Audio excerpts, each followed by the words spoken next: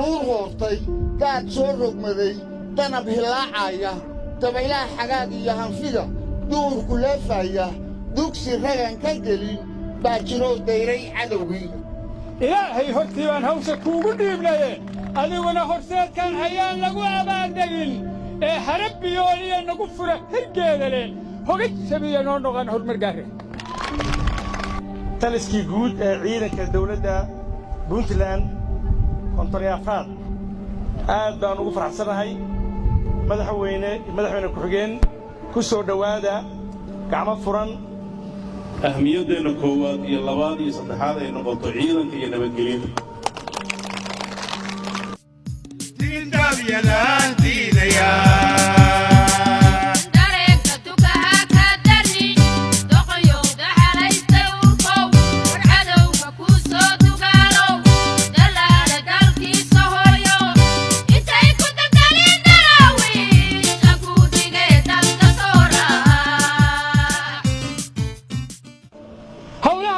haddaan aad u himileeyey haddaan ciidamadu heegan galanoo hubdada diidin hubka cadowga lagu guba haddaan maalka loo hurunin hudud iyo afmiishaar haddaan jeelka lagu heegin haddaynaa nafteenna u hibayn oo u hurin ciidda iga wallaan habeen qura xornimo idinku heesayn anigaa dhulkaygow dharaartiyo habeenkii dhammaha kuu sidaayo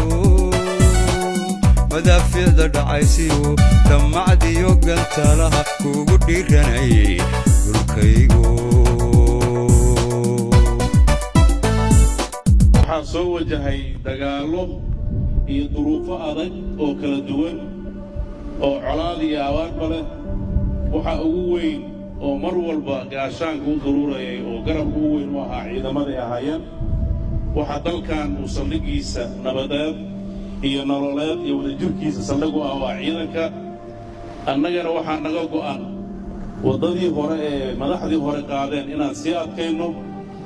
ahmiyaddeenna koowaad iyo labaad iyo saddexaad ay noqoto ciidanka iyo nabadgelyada waxaan insha allah hortiina ka ballan qaadaynaa inaan ahmiyad gaara siin doonaa ciidanka sidii dibu haweyn loogu samayn lahaa iyadoo la ogyahay muddadii ugu dambaysay inuu dagaallo badan oo aaga kala duwan ka furan iyo isku dayo badan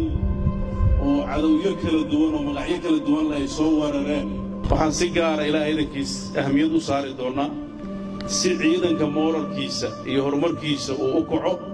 ciidamada mar walba u taagan dhiirigelintooda oo ay ugu horreeyaan fanaaniinta iyo baambeeda iyagana inaan ahmiyad gaara siino haddii ilaahay idanka dhigo